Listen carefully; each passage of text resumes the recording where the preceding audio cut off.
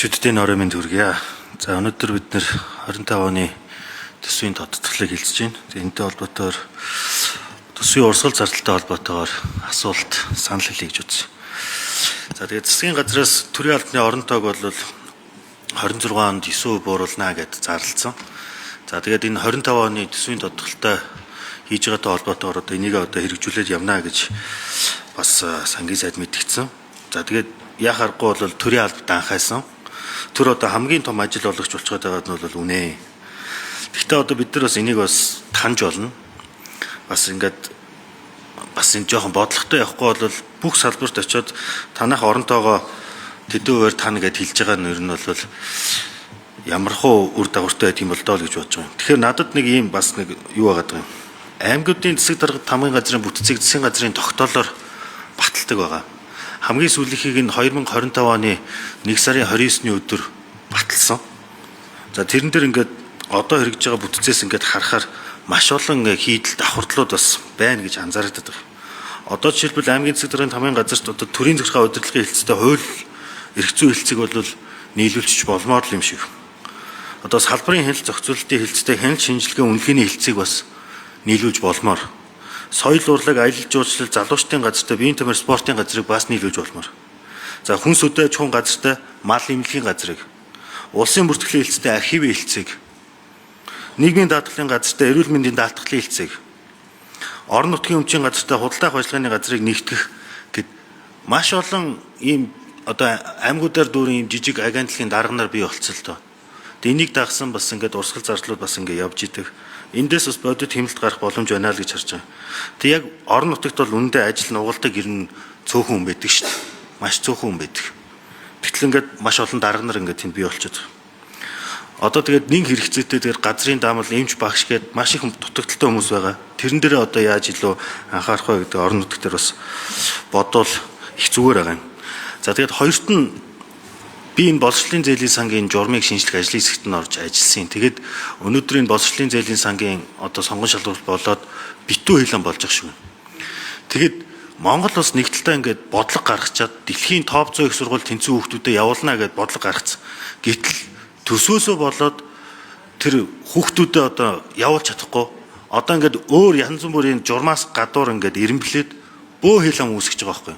Үнэхээр Монгол бас бодлого гаргацсан бол тэрийгэ хэрэгжүүлэх төсвөө засгийн газар олдог баймаар байна. Энэ дээр бас ерөнхий сайдын би бас бодлыг авмаар байна. Уг нь энийг бид нар ингээд хэрэгжүүлээд явах юм нэг чухал бодлого гэж бол хувийнхээ бол боддتي.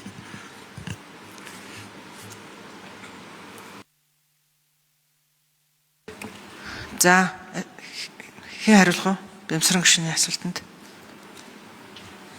Наранбаяр сайд. За баярлалаа. Боловсролын зээлийн сантай холбоотой энэ жилд нэг 124 тэрбумын төсөвтэй. За өмнөөс бол 33 тэрбумыг нь өөрсдөө буцаан төлөлт бусад хандив бус их усрээс цуглуулах юм өөр хүлээсэн байдаг. За тэгээ энэ жилийн тухайд бол 74 хүүхдийн квоттой байгаа. Тэгээ аль болохоор энэ төсвөө хүргэх ийм бодлого барьж байгаа. Ингээд тэр шалгуулсан сургуультай урилга авцсан бичиг баримтын бүрдэл нь бүрэн байгаа ийм шалгуулагчдын тухайд бол асуудалгүй бүгдийг ингээд оруулах юм бодлого барьна. Харамсалтай нь бичиг баримт нь яг дутуу байх, үндсэн ангид нь ороогүй байх ч гэдэг юм уу, иймэрхүү бас асуудлууд бас байдаг. Тэгэхээр ийм нэг зүйл байгааг бас анхаарах хэрэгтэй. Цаашдаа бид энэ нийтдээ 14 мянган хүний мэдээллийг Монгол банкнд хөрвүүлсэн. Ингэснээр бол эргэн төлөлт сайжирсан гэдгийг бол хэлье. Нодлон жил 14.5 тэрбум төгрөгийн эргэн төлөлт орж ирж исэн. За энэ жилийн хагасчлын байдлаар гэхэд энэ 6 сар гэхэд 8 тэрбум гарч явж байна. Тэгэхээр энэ жил бол арай түлхүү эргэн төлөлт нэмэгдэнэ гэж ингэж харж байна. Хөгжлийн бэрхшээлтэй иргэдийн бас асуудал бас хурцаар тавигддаг. За энэ дээр энэ жил бол нэлээд олон ийм иргэн хүсэлтэд өгсөн. Тэгээ энэ болгонд нь бол өөрөө цаанаа хуулийн заалттай аль болохоор хүргэж аль болохоор яг энэ асуудалгүй энэ бичиг баримт нь бүрэн байгаа хүмүүст бол энэ тэнцэх гэдэг юм уу тэтгэлгийг олгох ийм бодлогыг барьж байгаа. Бид бол ер нь цаашдаа энэ хөгжлийн бэрхшээлтэй иргэний тухай хуулийн нэг заалт байдаг. Энэ хууль дээр бас тодорхой хэмжээнд ярилцаж энэ дээр бас жоохон өөрчлөлт оруулахгүй бол цаашдаа энэ төсөв бол арай дийлэхгүй ийм хэмжээнд хүрэх юм байна лээ. Нэг одоо хүн бүрэн сурахад хөгжлийн бэрхшээлтэй иргэн буцах одоо буцаан төлөх үр хүлээхгүй бүрэн одоо тэтгэлэг хэлбэрээр суралцдаг. Тэгэхэд бол нэг ойролцоогоор 4 жилдээ 1 тэрбум төгрөг болж явах жишээтэй ийм байдаг.